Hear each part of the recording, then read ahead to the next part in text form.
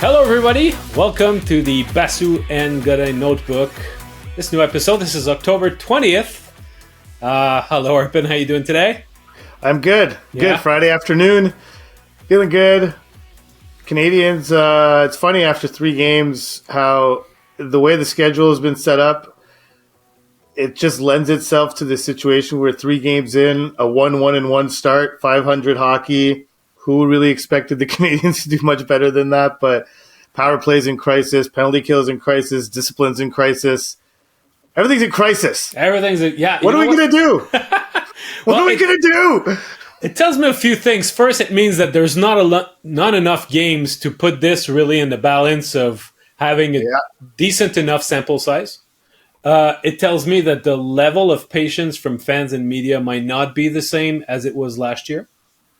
That's really something. I don't know. I think it's the schedule. I think it's the schedule more than anything else. Yeah? I don't know. So, yeah, I think so. Listen, it's. There's definitely been 3 games where they took a ton of penalties. The last one was the one where it was the most blatant. The penalty kill was no good. The power play was no good. So obviously that's going to be a talking point. Listen, we're going to talk about it too. So we're just as bad as everyone else. But I think it's good to put a little dose of perspective in here that, it's 3 games, and listen, when the season starts, the season starts. I don't think there's no longer a thing where, it's October, we're just working our way into it. You can't do that anymore, even though the Canadiens don't really have playoff aspirations, but the season started, and October's never been more important. So, but, the power play thing, I think, listen, we're recording this at 3 p.m. on Friday afternoon. I think by the time a lot of you watch this, you will have seen highlights from practice of Mike Matheson banging his stick, Martin St. Louis having a chat with Mike Matheson, having a chat with Nick Suzuki, having a chat with Joel Caufield, really being hands-on with his top power play unit. And you're gonna hear words like, frustration set in at practice today and all these things. And yes, it did. Mike Matheson was very open about it afterwards. He's like, I'm a competitive guy. It wasn't working out. I got upset, but he was also very clear in noting that had that happened at a summer skate, I would have been just as frustrated. And if the power play were going great, I would have been just as frustrated. This has nothing to do with the current environment. And, after practice, everyone except for Joel Caufield, who was in a mood today, but it didn't really seem all that pleased with how that practice went. But Mike Matheson spoke for a long time and was like, guys, honestly, this is what happens when you have a 3-game sample to work with. Yeah. This is really, and that's not him saying it, that's me saying it, but this is me interpreting what he's saying. Like, guys, relax. But, no doubt the power play's not going so well. Surprise, surprise. But I'm not ready to say this right now, but Marty's coaching chops are kind of on the line here in the long term. Like, if he cannot turn this power play into a legitimate, consistent threat, despite not having an Austin Matthews or a Connor McDavid and a Leon Draisaitl and all these guys that really make the top power plays go, he should at least be able to have an average power play. And hasn't done that since he took over as coach. So I don't know. What do you think? Like, it's you watch practice. Anyone watches practice, it's clear this is Martin St. Louis' power play. Alex Burrows chimes in every now and then, but Marty really runs the show. So what do you think of that premise? That this is kind of his first, not his first, but this is a big test for him to prove that he's a capable NHL coach. I don't want to put it that far because I think he is a capable NHL coach, but that he's a tactician coaching wise, and not just a development coach. Yeah, that's a good way to put it, Ben. I don't think that necessarily the fact that he's the head coach is intertwined with the fact that he's the tactical coach. If he could be an assistant coach in charge of the power play and be the tactician for that, but he took those responsibilities at some point last year from Alex Burrows. So I read all the comments from fans saying, well, how about Burrows? He should be fired for that. To me, I've always been, and I think that we discussed that in a previous episode. But to me, I have a hard time tracing the line between what's the coach's responsibility in terms of strategy and what's the personnel's responsibility too. The Canadiens have changed their assistant coach. I was looking that up. Their power play coach a bunch of times, half a dozen times since 2010. Okay, so first there was Kurt Muller, who was there under Jacques Martin. Then he left. Randy Ladouceur took over Oh mid-season. my God. Obviously, was there running the ship Wow. with I Randy Cunninghworth. did not even remember he was a member of the Canadiens coaching staff. There you go. It lasted all of 1 year. Yeah. Gérard Galland for 2 years took the took over the power play. Then when he left, Daniel Lacroix did a single season as the power play guy. Then he switched duties with JJ Daigneault for 1 year. Then Muller came back in 2016.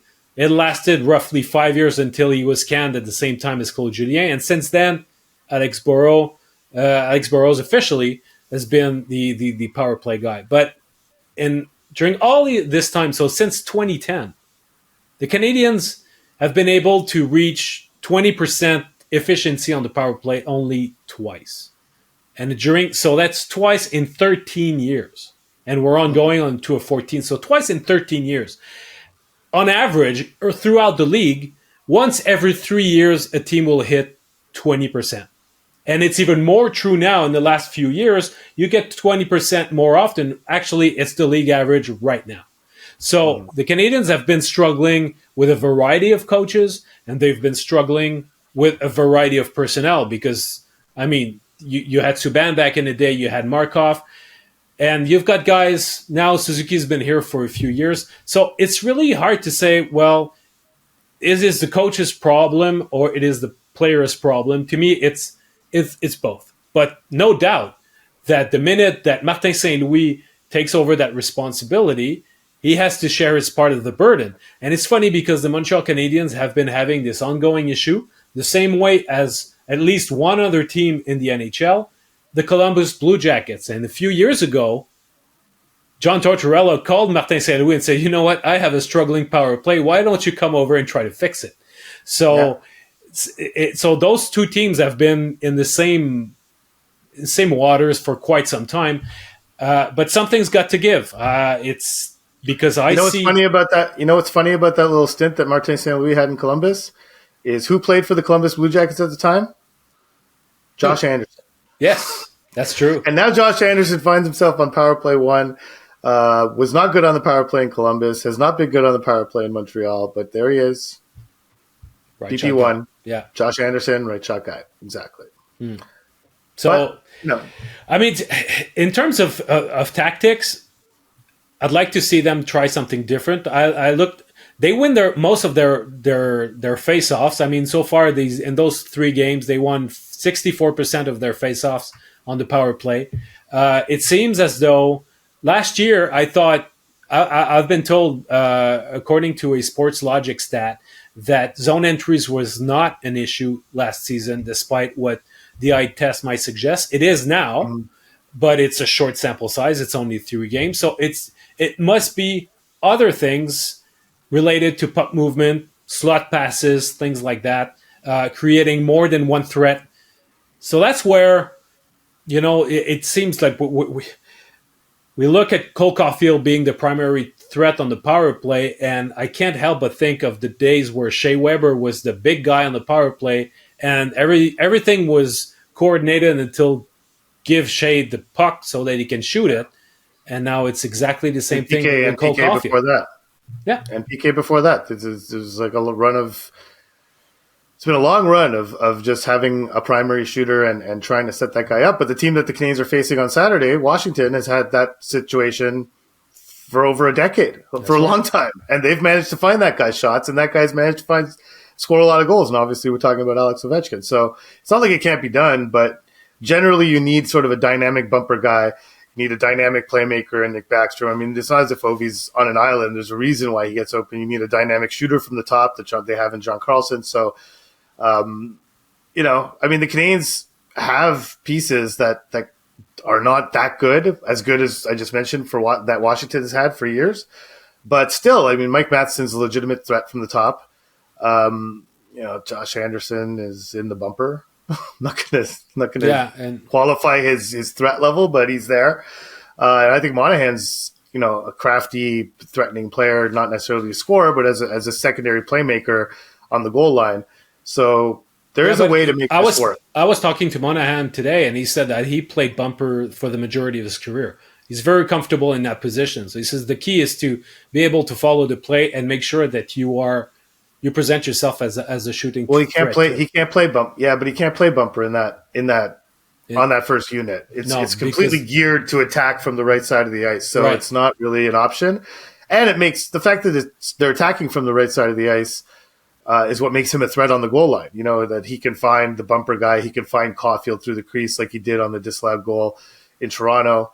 Um, you know, it's which is what kind of makes which is why Gallagher being a righty on in that position on the other power play unit that sets up on the left side more often than not is also works. Except Gallagher's not really a playmaker at all, and nowhere near the level of a playmaker as Monahan is. So, but you know, Marty put on a brave face, I thought, today after practice. You know, at some point saying like, I'm not worried about the power play being good. It's just a matter of when it's going to be good, and if you rush it, you don't do it. You know, and then he got into his sort of philosophical jargon, you know, where he kind of talks about taking the proper time to do things.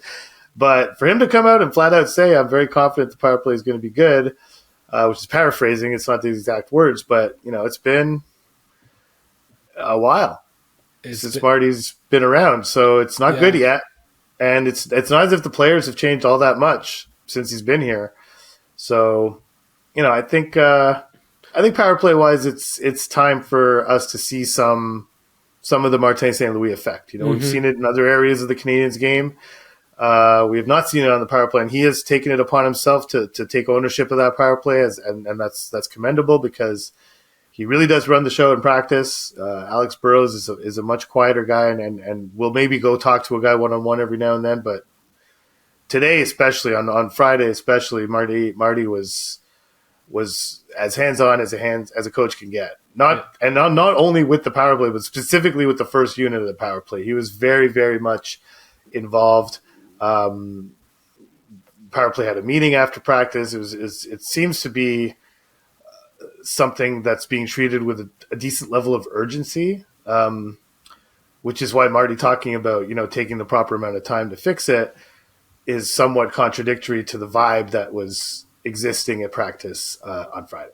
well, I think that the reason, you know, we started the show by talking about the small sample size and not drawing conclusions out of 3 games, but the issue specifically with the power play, and that it's been an ongoing issue. Last year they finished 29th in the league, only 16.1%, and overall since Marty has taken over, so we go back to February of 2022, the team has been at 15.2% since he took over. So absolutely, there is that part. I mean, he's had some magic dust sprinkled onto different players and different situations, but we've got to hope that it's going to happen because this is a league where power plays are becoming more and more important. I understand that the bulk of the play is played 5-on-5, but when you see teams reaching 25% of efficiency, sometimes 30%, we're not in the days where, you know, if you stay at around roughly 17, 18, you'll be okay. That's not it anymore. So in a league where more goals are scored, the difference in a 4-3 game might be the goal that you're able to get on the power play. And that's not to mention the fact that the PK is not ideal either. So it's 2 issues to tackle at once. I asked Martin today if you know, which one he thought could be fixed faster, and he sort of shrugged and ended up saying that he thought that the PK would probably ask you know, less twitches, less tweaks. Sorry, not twitches, Yes. but tweaks.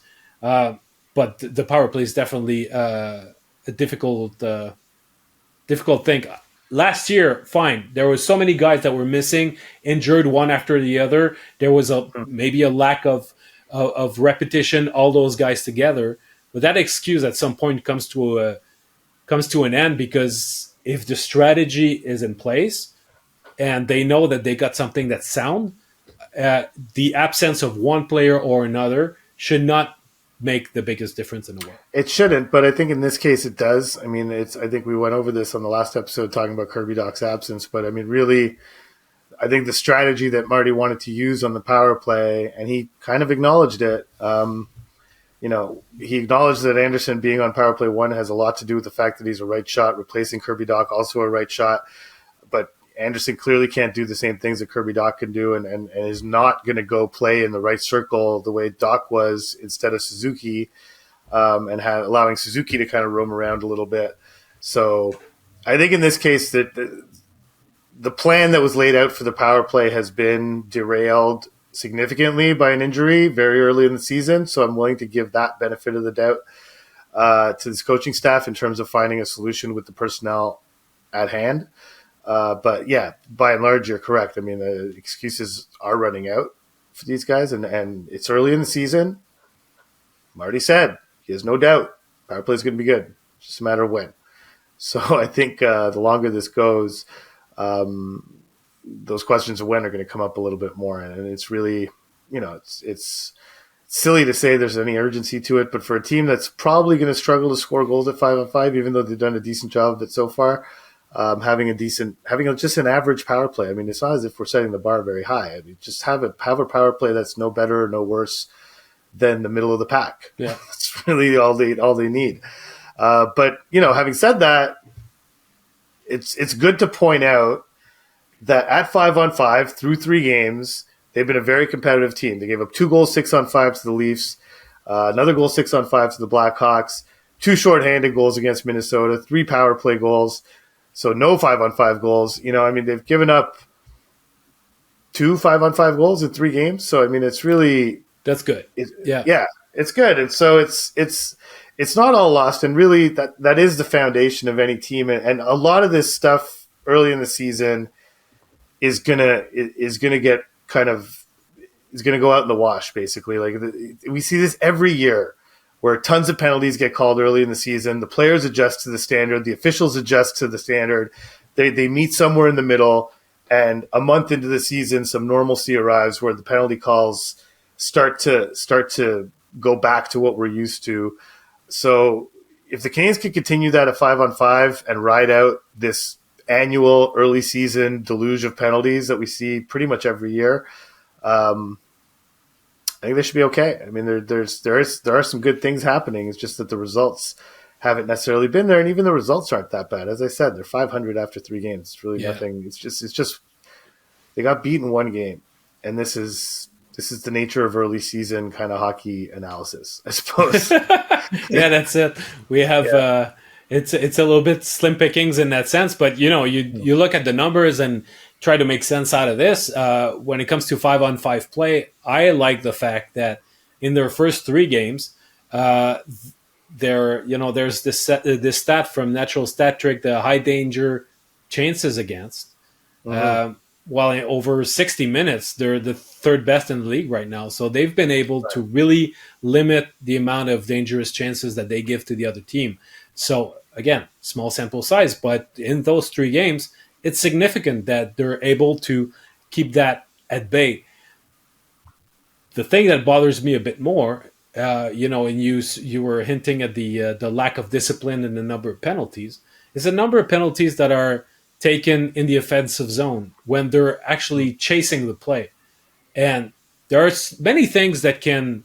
Half of their 24 minors have come in the offensive zone. 12. Yeah. A dozen offensive zone penalties through 3 games. Exactly. That's painful. And that's a lack of concentration. It's the level of focus and work and work rate that's not where it should be. There are many things that a team does not control on the ice: how talented the other team is, how hot the goalie is, how many injured players you have on your roster. But how focused you can be, how hard you're going to play, this is up to you. And I think that's why in 2 successive media avails, Martin St. Louis mentioned the word unacceptable when it came to that lack of discipline, because it's really something that they can fix. And that's something that, last year they were in the top third group of teams in terms of the times that they were shorthanded. So again, that's not something that's entirely new, but it's not necessarily always the bad teams that get the more penalties. I mean, for a while, the Tampa Bay Lightning was winning Stanley Cups, and they were right up there in terms of the number of penalties they got. Last year, Boston Bruins right up there with the penalties, and they had an amazing regular season. So it's not always that equation, but when you're a team like the Montreal Canadiens, who's below average in pretty much every department, that's one area where you can work at fixing that and, just elevating the play of everybody overall just by not being in the box all the time. Yeah, especially when you're playing a strong 5-on-5 game, losing that momentum. I mean, it's hard. The numbers at 5-on-5 look great, but it's so sporadic because they're playing so much of their games around special teams right now, and the special teams suck.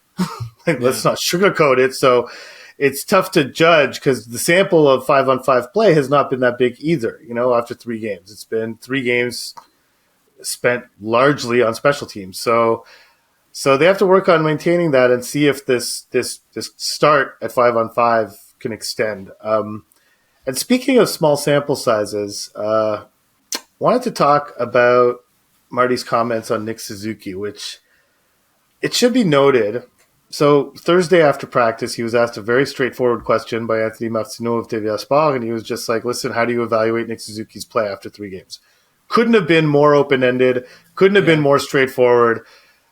Marty takes a long pause and says, I think Nick would say the same thing, but he can be better, for sure.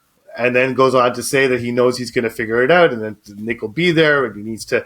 So then today at practice on Friday, there was one moment where Nick was hunched over. It was power play. Nick was hunched over, stick on his knees. Marty's standing right next to him, above him almost, and it was not a two-sided conversation. It was a long conversation, a long lecture, I would venture to say, from Martin St. Louis to Nick, and Nick was just listening to it and didn't really say much in return. And I'm going to say that those interactions happen, but they're interactive. It's a back and forth.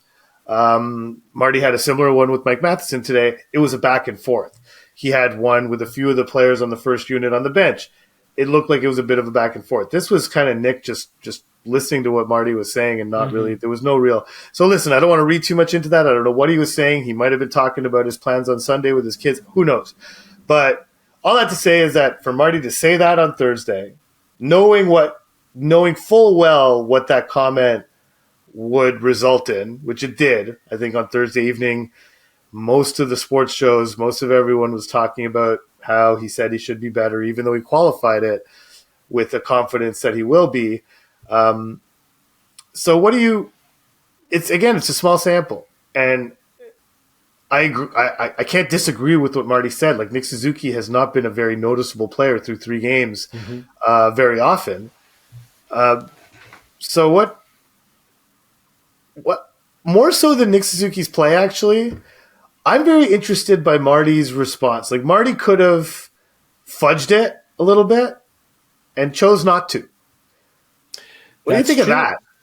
Well, I think that we've seen him fudge it before. It's not like he's never done that. Yeah, but at some point, not to. Yeah, that's true. But he speaks. He talks often about telling the players their truth. It starts with the truth. Well, that simple answer to a simple question, it started with the truth. So. And it's his. That's the truth to the players. It's not necessarily the truth to us. He doesn't have to tell us he does have to tell us the truth, but he doesn't have to give the whole truth. Yeah, but publicly. That's true. But his job is not necessarily to gauge how magnified it's going to be in the media. If people choose to run with it and dissect every word, hold on a second. No. He did not say anything outrageous. He can do more. Yeah, that's true. And we're discussing it now, and I think he's right. And it's honestly, if he fudged it or he said, "Oh no, you know what?" There's a reason. There's a matter of accountability, and when it's about your captain, and everybody can see it, I think that it's a good thing that after 3 games, you say, you know what, he can do better, because it's it's with great power comes great responsibility. In Suzuki's case, he knows that he's going to be his go-to guy for the longest time. All his tenure, Suzuki's going to be there. He's got a C on his jersey. He needs to have him going.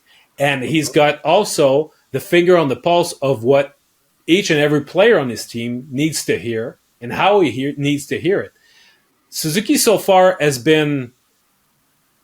never been criticized by his coaches, ever. No. We don't hear that. And I hardly think that this is a heavy criticism. It's just an acknowledgement of the fact that he could do better. The same goes for pretty much all of his teammates. But it goes back to what we were saying in the past, in previous episodes. The fact that Kirby Dach's not there puts the onus on the other team to have a greater scrutiny on his line 5-on-5. It goes back to the fact that he plays a lot on both special units. You were mentioning the fact that how come if that was the wish of Martin St. Louis to get him off the PK, well, why do we still see him on the PK? And so ice time is an issue. So those things add up. You make the fact that he has not produced offensively, that's what you get. Yeah, I mean, I think the PK thing is somewhat predicated on Christian Dvorak not being available, which we went over in the last, and it should be noted that Christian Dvorak skated in a contact jersey at practice on Friday for the first time. That was his first time in a contact jersey. The recovery for Christian Dvorak has begun. Hallelujah! Christian Dvorak is on the road to health. Thank God. I was really worried about the guy. So now he's in a contact jersey. We are October 20th. He's got about 15 days left to recover. I wish him the best of luck. But anyhow, Christian Dvorak's absence is, I think, a reason why Nick Suzuki is still getting time on the penalty kill. So I think Martin St. Louis deserves some benefit of the doubt for that. But yeah, and my point earlier was that the way Marty said, listen, we've often heard Marty say, I think he was okay. He was okay. Yeah. Kind of thing. We've heard that a lot. Mm-hmm. And that's his way to kind of just, I'm not answering that question. Right. Like I think, I know that he hasn't been good. I'm not going there. I'm not going to feed the beast right now. Mm-hmm. Whatever. Again, didn't do that with Nick and elaborated on it after. Didn't elaborate on how he needs to do more, but elaborated on his confidence in his ability to get there afterwards. So, but I think he wasn't asked in that question, how do you feel about Cole Caufield? And I think had he been asked, he probably would have had a similar response. I mean, really, yes, he's got a couple of goals, but it hasn't been great. Honestly, has not been great. Has had a couple of dangerous moments for sure, but he's the type of player who can have a bad game and come out of it with a goal and an assist, or a goal and 6 shots on goal, and the score sheet looks awesome. Yeah. But you really watch him closely, and you're like, his impact was pretty limited. Which brings me to what I think is kind of an eternal debate that doesn't really seem to come up much with the Canadiens. But this notion, and when you mentioned earlier, no Kirby Dach means teams can focus on Suzuki a little more. They haven't given it enough of a shot of taking Cole Caufield away from Nick Suzuki and doing some. And last game, we saw a shift where it was Cole Caufield, Alex Newhook, Uri Slavkovsky. And it might have been more than one shift, but there was one shift that I noticed. And Caufield scored. Caufield got a scoring chance out of it. And I think it was... no, he scored a goal. Last game it was Newhook that scored. The one, but that was... Yeah, you're right. You got an assist. Yeah. You're right. You got an assist for a goal. You got an assist. So you're right. I saw that, and it was garbage time. It was the Wild were up. I forget what the score was, but the game was essentially over. So I saw that as okay, let's see what this looks like. And I would encourage Marty to try that. He doesn't have to right off the bat on Saturday night. But if that line has a slow first period, I would come back in the second and see what that looks like. Caufield, Newhook, Slavkovsky, and see what that gives you. I mean, it kind of leaves Nick in a bit of a lurch. He'd probably be back with, if he goes Pearson, Anderson, or I mean, I don't know what he would do, but it's worth. I would like to get. If I were Marty, I would want to know, what does Cole Caufield look like away from Nick Suzuki, and what does Nick Suzuki look like away from Cole Caufield? Would playing Nick with two players who are a little better at getting the puck back and getting out of their own zone, would that help him play on offense more often? Cole Caufield, same thing. I mean, if he's on a line where he can get more possession, is he going to be more dangerous? Well, the two of them together are not a good possession combination, and I think we have enough evidence. And listen, this is something that the Canadiens are acutely aware of. Like their performance in the defensive zone is substandard together. Maybe it would improve if they were apart. And so, because Suzuki is meant to be at least theoretically, but that's been the perception, a decent player defensively. He should. Well, not theoretically. His entire life up until the point he reached the NHL, that's what he's been.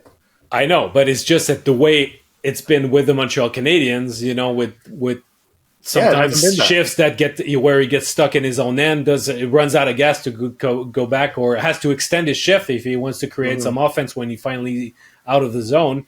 It hasn't been the case, and I think it would certainly have a positive impact on Caufield if that happened, because Caufield not systematically facing the top line and being in a position where he's going to counterattack but not necessarily attack, because he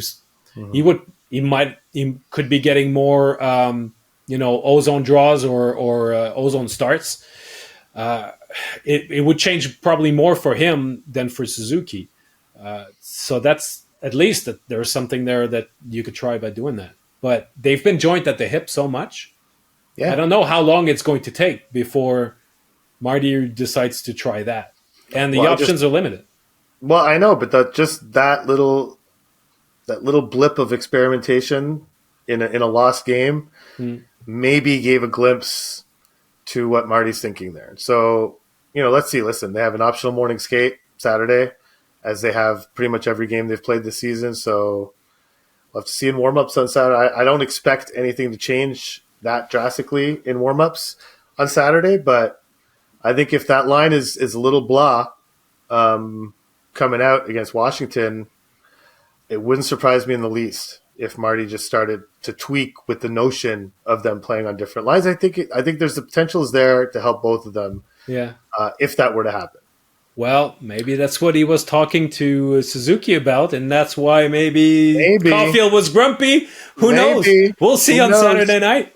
Yeah, we'll see on Saturday night. Caufield was asked about if there's potential changes on Saturday. I think it was Martin McGuire of 98.5, and Caufield didn't bite, but we'll see. We'll see. Listen, so it's Friday, and so we've kind of talked about having these new segments. So on Friday, we thought we would try to have a little talk about one or some of the Canadiens' prospects. Just have a little overview of what's going on with some prospects, either a general overview or a specific one. And so we're going to start this one.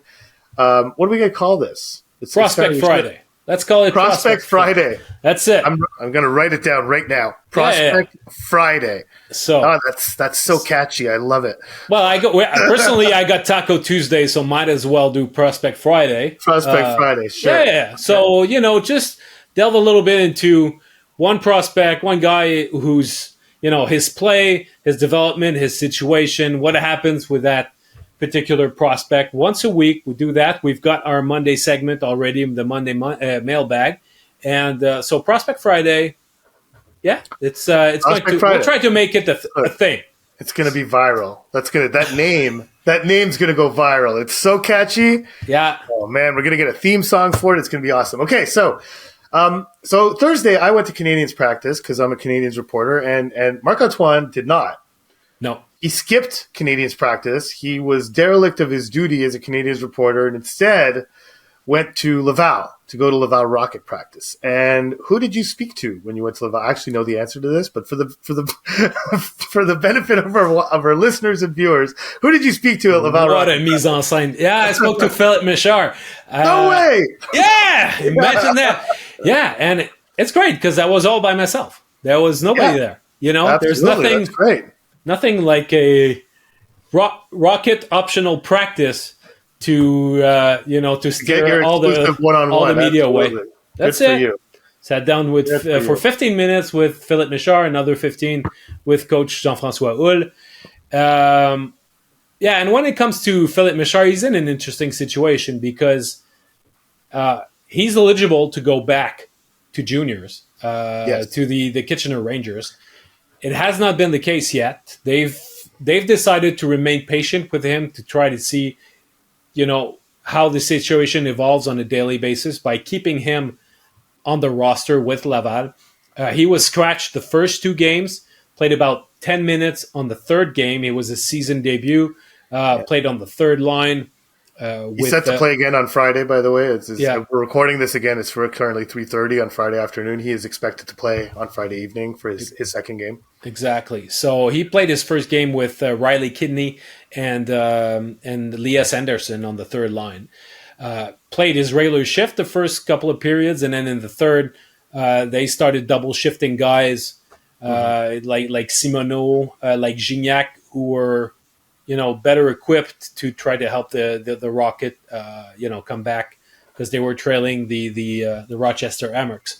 So it's a situation where you got a first round pick in 2022 who's only 19 years old, and you could choose to send him back. Like, Owen Beck is in juniors, and nobody's thinking, well, why is he back in juniors? Well, usually at 19, that's where you are. When it comes to European players, you have the option, you can choose. And it's not as if Filip Mesar exactly lit the world on fire last year in Kitchener and proved that he had no business going back to juniors. And there's so many forwards in Laval. They started the season with 17 guys on their roster, 17 forwards on their roster. Yeah. Yeah. So it means scratching 5 guys every night. Now, again, we're recording this podcast in the afternoon. There's a chance that after the Rockets game, they call up someone in which at some point there's bound to be a call up to Montreal. So they'll be down to 3 extra guys that are scratches, because in Laval you have Emil Heinemann, who's out seemingly with a concussion, and Gabriel Bourque, who's out too, both for more than a couple of weeks. So there might be a chance where they find a better position, a better place in this puzzle for Mesar, or at least to have him play every night. But fundamentally, Kent Hughes wants him to play top 6 minutes and first power play. And it's an uphill battle for him. It's a steep hill to climb for Mesar to be able to get that in Laval. In all likelihood, he won't. So unless the rash of injuries continues both in Montreal and Laval, and there are call-ups and there's revolving doors that are starting like it did last year, he might stop like on the fourth line. In which case, is it really the best thing for him to stay in Laval instead of going down? Let me ask you this: because Mesar has traditionally, consistently been opposed to playing major junior hockey in Canada. Okay, He was last year. They had to convince him. This year, he is also opposed to it. I would imagine they would have to convince him again if they wanted him to take that route. So has his stance changed on that, or is he pretty consistent in that? No, it has. It has changed. Oh, okay. It has changed significantly. Tell me about it. Yeah, so because I was surprised too. I thought that he was really against that. That it was like, obviously if they send him down, he's got no say in it. I mean, even the GM of the Kitchener Rangers, Mike McKenzie, has no say in it. It's like, I'm waiting for the player. I hope to have him, but it's not my call. So it wouldn't be Mesar's call either. But he could express his uneasiness or unhappiness with that. But his approach has changed, and he says, I want to play. And I don't want to play one game and then be scratched the next. I want to have a lot of ice time. And if it means going back to the OHL, well, that would be a good option. And he says, I trust what management in Montreal is thinking and what they're trying to do. So he's been sold that idea when he was sent down during training camp. And he says, I used to be in a position where when I was drafted, it was like getting to Montreal as quick as possible. But it's not my point of view anymore. He says, for me, it's about taking the time to develop and making sure that I'm the best player I can be when I'm 21 or 22 years old. And I felt when he said that to me, I really felt as though like Kent Hughes was talking. Yeah, that's exactly. Right. So he's been sold on that idea. So let me put my tinfoil hat on, because I was surprised when he was scratched for the second game. The first game, not a big deal. It's a back-to-back, Abbotsford. Yeah. When he was scratched for the second game, I was like, okay, well, that's weird. It's okay to say, okay, calm down. It's the first game. There's a lot of games. But he's a first-round pick. They want to get him ice time. When I saw him scratched for the second game, I was like, that's curious. Like, what are they trying to what are they trying to do here? What kind of message are they trying to send? So, tinfoil hat is on. Okay. Yeah. Do you think that he was scratched in those two games just in order to make it clear to him that you have no guarantee of playing at this level? So if you want to stay at this level, this might be your reality. But if you go to junior, you're going to play, and you won't have to deal with this anymore.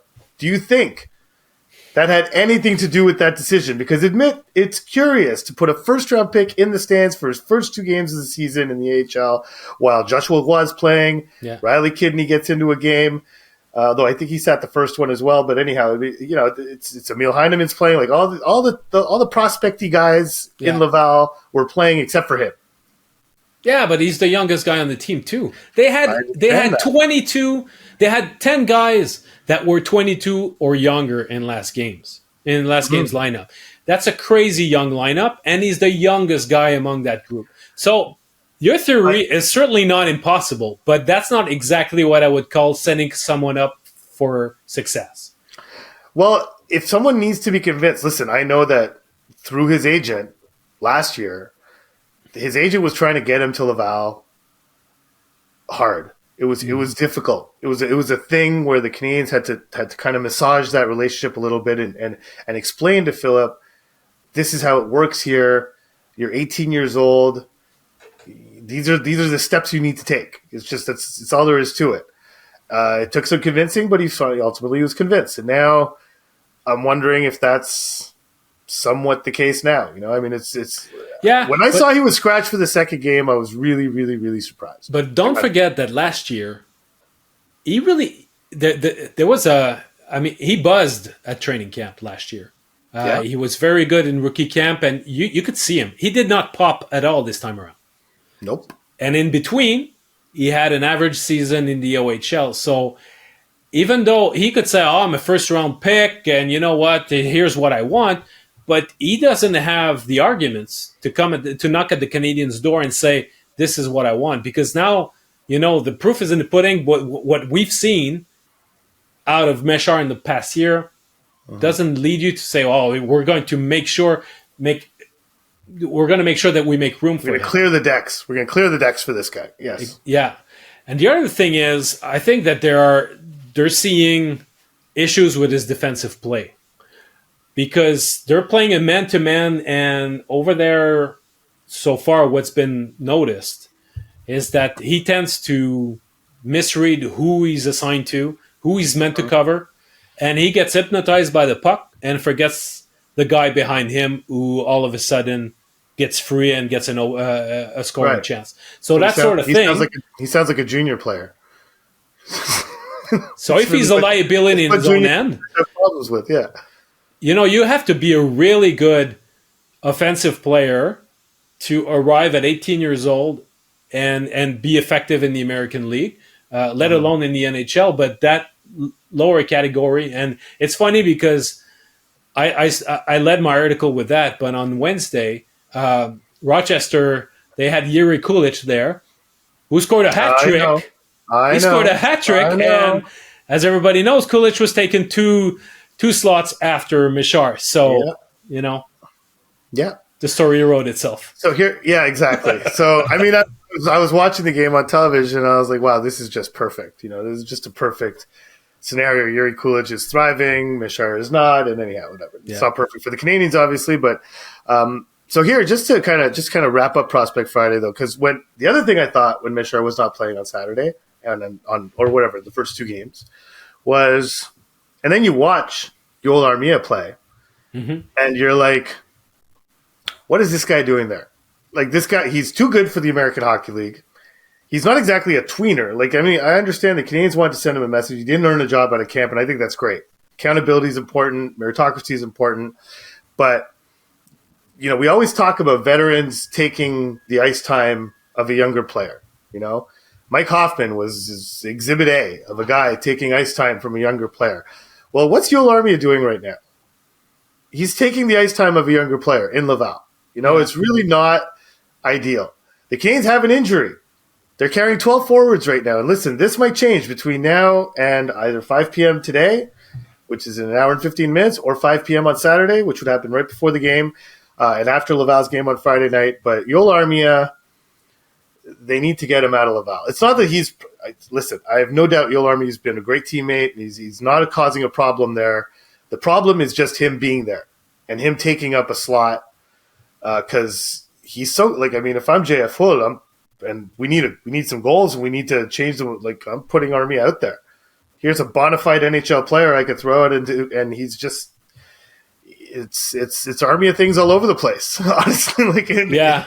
Well, he did. It's funny because he made a turnover. He committed a turnover that led to a goal. Yeah, yeah.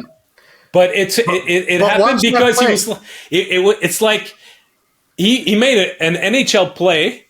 And his teammates is like, where are you guys at? Yeah, exactly. They were not where he expected them to be, and all of a sudden he was on an island by himself at the blue line. Yeah. And next thing you know, it's a breakaway the other way because he had literally no support. And so that's right.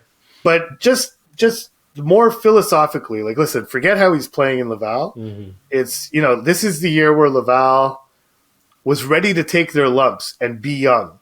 JF Hull spoke every time he was asked, it's going to be difficult. We're probably not going to win a lot of games until Christmas. We're going to be a young team. We're going to play through it. We're going to play the kids. We're going to do this, do that. And, I mean, there's others, you know, Joel Armia, Mitchell Stevens, who's an excellent AHL player, but is not going to be a factor in the NHL. Like, there are other guys that this applies to, but Joel Armia specifically, I think, when you see a guy like Filip Mesar sitting out the first 2 games and Joel Armia is playing instead, yeah, but how much younger do you want them to be? They're super young. They're probably one of the youngest teams in the AHL. Might as well, you know, get rid of all the veterans and play all the kids, and make sure that you find room but they for have Jared AHL Stevens. veterans. They have AHL veterans. I know. I mean, they signed them. Joel Armia was not, unless he was, which maybe he was part of the plan to be in Laval all along, and maybe that's what the organization wants. But I think now you look at Michael Pizzetta on the 4th line, and God love Michael Pizzetta, but that 4th line becomes considerably better if Joel Armia is on it. Personally. Okay, but let me ask you something, because and it's probably getting a bit nerdy here, but let's get nerdy. Let's do it. All right, so because we're getting really deep in the woods with potential AHL call-ups, but you just mentioned Mitchell Stephens, and I go back to splitting Suzuki and Caufield. Yes. If you want to help Suzuki, I want to see how you're tying these two together. This is very interesting. Yeah, let's go. Okay. Let's say you want to split Suzuki and Caufield. Sure. Right? You want to make sure that Suzuki plays a bit less on the PK. And if you want to help Suzuki, you might want to put Monahan by his side, which frees up center number 3. If third line center, you bring up Evans from 4th to 3rd line, why wouldn't you squeeze, instead of playing Pizzetta, why don't you squeeze Mitchell Stephens there, who's been very good in the AHL, who wins his draws, can play the PK, and limit the minutes of the 4th line. And that way you sort of build a more solid, more robust top 9 and have the 4th line just get the scraps. But that way you would, by having Monahan play higher, it would compensate for the fact, hypothetically, if they choose to split up Suzuki and Caufield, it could balance the thing a little bit. Yeah, I mean, in theory, it's fine. I mean, I think that it's whatever. I mean, I don't think in practicality, I don't think it's fine. I think they're going to want Monahan in the middle. They want to roll 4 lines. I mean, that's quite obvious, and so it's bringing Mitchell Stevens up is going to limit their ability to do that or their willingness to do that. That's 15 days, huh? Dvorak's coming back. It's a short term. That's it. I'm not advocating for a place for Stevens on the roster. I think they're much better off. I think they're much better off keeping Monahan at center and putting Armia on the 4th line, which does allow them to roll their lines even more. The one benefit to your theory is that it would put Jake Evans with Brendan Gallagher, which is where I think Brendan Gallagher should be. Whether it's 3rd line, 4th line, I don't care. Those 2 guys, in my eyes, should be playing together.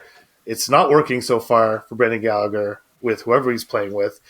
Put him back with Jake Evans, who he had some degree of success with last season. If it takes putting him on the 4th line, so be it. I think Brendan Gallagher is a big enough boy to understand that you can still have an important role on the team, especially this team, playing a 4th line role, especially if that line gets a significant amount of ice time.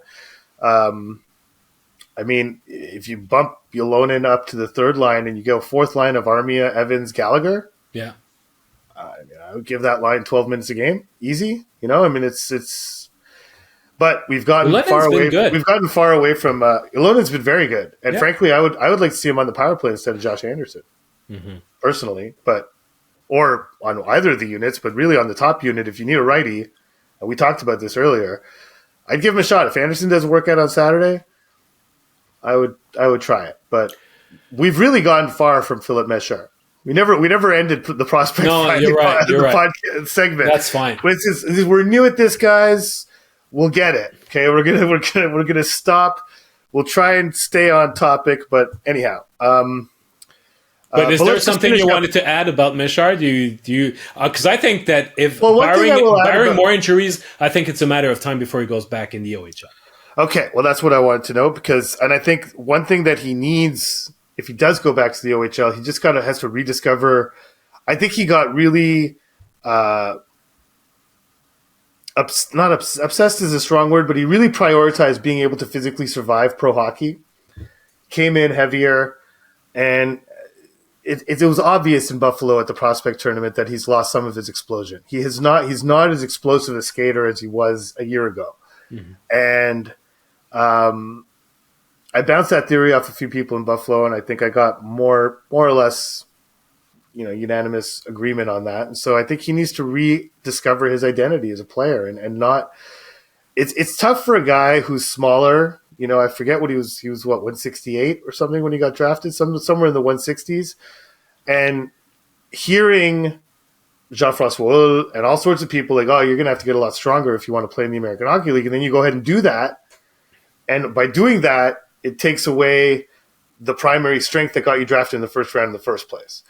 I don't know how to solve that for him, but all I know is that he's a far more effective player when he is able to burst out of the gates like he's shot out of a rocket and really take off with his first 3 or 4 strides and separate himself than he is now, where he needs a little time to crank it up before he can get to top speed. He's got to find a better balance between the two. I just think and I think he would be well placed to do that in junior. And if he's open to it, then great. That balance between strength and speed, I wonder to which extent it's not a question also of physical maturity, no matter your size. Because we mentioned the name Ylonen. Ylonen finally beefed up and managed to fill up his frame over the course of the summer, and it did not affect his skating. But he's a much older player. He's 24, if not, he's exactly. 24, maybe not 25. I'm not very good with ages, but I know that Mesar is 19. So it might something that can be developed along the way, but he's aware of that. Ylonen just turned 24. He turned 24 2 weeks ago. There you go. So, but Mesar is aware of that, and he discussed about that with his agent over the course of the summer, and his agent said, make sure that you don't go out of your identity. Don't try to become like the strong, like bulky hockey player, because your identity is you're fast. So make sure you don't lose that. So he's trying to integrate that into his training, but there's obviously some work to be done there. Yeah, that's actually a pretty good segue to what we wanted to finish with. Alex Newhook. who was a smaller player, is very fast, and has become over the course of time a very strong player. You know, I mean, he's listed at 5'11", 200 pounds, basically 199 pounds. He's a strong guy. You stand next to Alex Newhook, he's thick, you know, and he uses his low center of gravity to try and win puck battles, which was something that the Colorado Avalanche wanted him to be better at. But Alex Newhook's been thrust into a position of great importance on this team, and how he reacts to Kirby Dach's absence, the fact that Nick Suzuki needs a supporting second line center to help him with some of the load. Some of the similarities in sort of not the skill sets necessarily, but the attributes, let's say, of Newhook and Dach, and others other than size, but just transition ability, winning pucks back, things like that. The coming weeks feel like a really big test for Alex Newhook, a guy who's been through a lot of tests actually early in his career, playing on a championship caliber team in Colorado. And his headspace just seems, I spoke to him for a long time while you were speaking to Filip Mesar, probably almost at the exact same time, that his headspace seems to be really ready for it, you know, and sometimes you need to be traded to really prepare yourself for that. But he comes in, Marty's trying to ease him in, play on the wing, get used to what's going on. And according to Alex, Marty has not had a sit-down video session with him, has not had any detailed instruction with him. His instructions to Alex Newhook has been just go out and play. Because as Marty said after the trade, I don't want to have any preconceived notions of him. I don't want to have any judgment of what he did in Colorado in someone else's environment. I want to see him in my environment. So then when Alex Newhook arrived, he told him to just go out and perform in his environment. You know, there's certain guidelines that he has to follow. Obviously, he's listening on video sessions on how they want to play. But up until now, according to Alex Newhook, all he's gotten from Martin St. Louis is go be yourself and go play, and that's it. So it's a nice environment for him, because he was, I don't want to use burdened, but it was a burden to play in Colorado where mistakes are costly. They can't afford to lose games on mistakes. So everything was consequential, especially last season when they had injury after injury after injury, and Newhook was being looked upon as the guy who would replace Nazem Kadri. Then McKinnon goes down, Makar goes down, everything's crumbling all around the Colorado Avalanche, and they're looking to him to be part of the solution, and he wasn't quite able to live up to that demand. And now he's, not to say that the situations are similar, because the Canadiens are obviously not in the same competitive window as the Avalanche, but the situations are similar in the sense that the Canadiens have lost one of their most important players, and he's being looked upon to fill that void. Yeah. So it's going to be very interesting, like how much maturing he did, and he says he's done a lot, but how much maturing he did from his experience last year, and now faced with a similar situation under very, very different circumstances, where that pressure to be a championship caliber team isn't there, but on his own career, it's there. Like, he's like, this is my chance to show that I'm a first-round pick, I'm a top 6 player, this, that, center. So something to watch. Starting Saturday, but next week the Canadiens play 4 games in 6 nights. Is that correct? Something to that effect? Maybe. Anyhow, they have 4 games next week.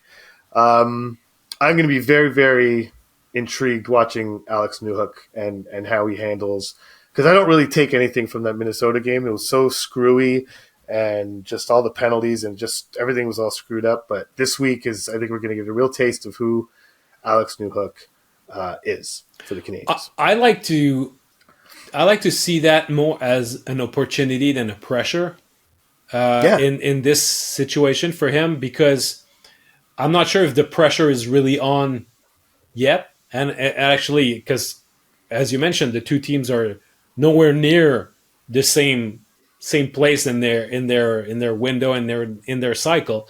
And there's also a backup plan for Martin St. Louis if things don't really work the way that he would like with Newhook. There's always Sean Monahan who's there. Well, not always, but for now he's there. So for 15 days, until 15 days from now, Sean Monahan will be there. Yeah, Yeah, Yes. exactly. But Newhook. If Newhook proves to be better suited for the timing as being your third line center rather than your second, it's not the end of the world, Or a winger. or a winger. But it's a great opportunity Hmm. for him, to seize, because and he's being given good players. Yeah. Slavkovsky is an integral part of their future, and who he plays with and how he's being he's being used is fundamental in where the Canadiens is going. So the identity of his centerman is very significant. Again, it's a fallout of losing Kirby Doc, but that whole cliche about when a guy goes down and it's an opportunity for another. Well, there you go. With Alex Newhook, that's where he's at, and there's also maybe the pressure of being a first round pick to being looked upon to replace that guy, this guy. He had that in Colorado, but he doesn't carry this with him. He's not a that's that not that stigma, but that label that he had in Colorado. Who gives a damn about it in Montreal? He's just a good young player and show us what you can do. But ultimately, he's not the Canadiens' first rounder. He's not. He doesn't carry that label. Other the fact that management likes him and they like the fact that he's a promising player. But Well, also the fact that they gave up a first rounder and a high second rounder to get him. I mean, that's got to be factored into it as well. yeah, but I think that it's easier to turn the page and say, okay, I've got a fresh start and I can jump on it. Maybe the style of play fits him better too. Mm-hmm. Yeah, and I can tell you, having talked to him for a while yesterday and really delving into these issues, that he does see it as an opportunity and he doesn't see it as pressure. And he does seem to have kind of a refreshed outlook on things. And he's very excited to be in Montreal and have this opportunity and have a chance to grow with similar players situationally or where they are in their career to him. I mean, in Colorado, there was basically him, the guy. There were some guys who were close in age, like Makar is close in age to Newhook, but he's not close in status. He's the best defenseman in the NHL. So it's like, it's not really the same thing. So, he comes here and obviously Doc's hurt now, but he sees Doc and Caufield and, they're all from the same draft class, for crying out loud. And Suzuki and Slavkovsky, I asked him, do you feel a certain responsibility having this number one overall pick on your wing? He said, absolutely, 100%. He has the sky's the limit for him. I know that I have a big role to play in that. He embraces that. So let's see. I mean, it's just to say that this week, to me, the most intriguing thing to watch is not going to be the power play. It's not going to be the penalty kill. It's not even going to be the penalties. It's going to be to see how Alex Newhook responds to this opportunity, to see if there's any chemistry that can be built with Slavkovsky. I think that, for the overall success of the Canadian season, big picture wise, is more important this week than any of the other things that are more, I think, small picture, frankly. I mean, in terms of how the season's going to go, but for the future of the team, seeing how Alex Newhook responds to this situation, I think will be very telling.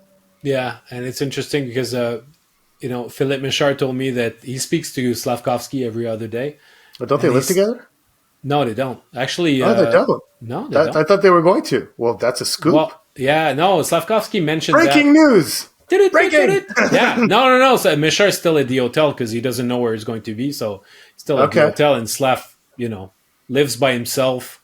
The way he was in a billet family last year, but he's been used to living alone since since Finland. Yeah, since he was 14, 15 years old. Yeah, that's it. So, Mesar was saying that why doesn't he let Mesar sleep over? This could be a source of controversy. We should find out what's going on. Is there a beef between Slavkovsky and Mesar? Put your tinfoil cap back on. Gosh. So he was saying that no one clip that and take that seriously. No, please. So he said that Slavkovsky was really disappointed that Doc got hurt because he felt like the two of them had a real good thing going and a real connection. Yeah, they did. Of course. So it goes only normal. Yeah. Right. So it goes further to to what you're saying about the chemistry that could be developed with Newhook. It's going to be an interesting thing to see. So we had today Prospect Friday, and I mentioned earlier that we have also the Monday's mailbag. So in order to send us your question or your comments, you can do that by just going on our Twitter account, which is Basu and Godin, or you can write us an email at basuandgodin@gmail.com. So we're going to pick and choose a few of those questions for Monday's episode. And the other thing I wanted to say is that, well, you can listen to us. Obviously, you've been listening to us or watching us. So if you made it this far, it's because you're not lost. But you can you can listen to us wherever you listen to your podcast. I know that it's been taking a little bit longer on Google Podcasts to accept not just us, but new podcasts in general. So I hope that you can find us there. We have submitted a request to Google Podcasts, so there have been some people who asked. Hopefully, I don't know if it's there now or not, but hopefully at some point it will be. That's right. Otherwise, Apple, Spotify, and obviously you can find us also on YouTube on the SDPN channel. So anything else before we wrap this up, Arpin? No, that's it. Looking forward to little Alex Ovechkin action on Saturday. Yeah. Enjoy the game, enjoy your weekend, and we will talk to you on Monday with a new edition of Basu and Godin.